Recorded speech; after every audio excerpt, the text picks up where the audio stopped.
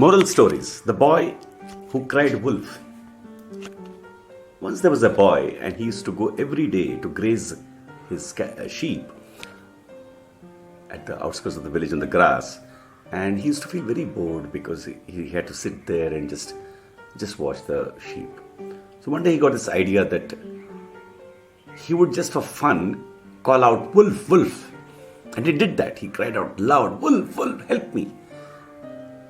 Loudly. And the villagers nearby could hear him. And they came running. And they saw that there was no wolf. And he laughed. The boy laughed and said, "I was just joking." And he had a great entertainment that day. The villagers who were adults were very angry. They said, "No, this is not the way. You should never do that. Stop it." And they left. The next day he was sitting there again and he was again feeling bored.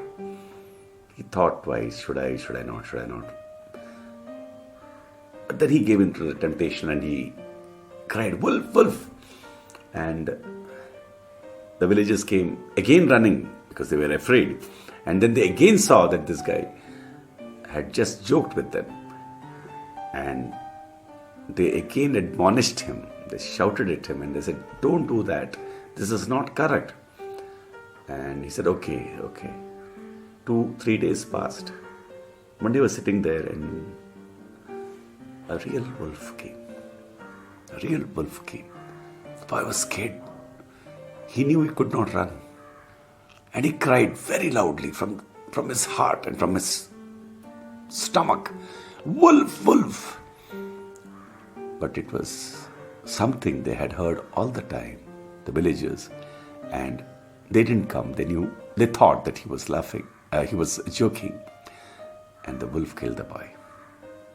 This is a very tragic story, actually, of what could happen, big or small, when you lie. Lie is not really not good, because it leads to a distortion in the minds of others, and they would never be able to trust even when you are correct later.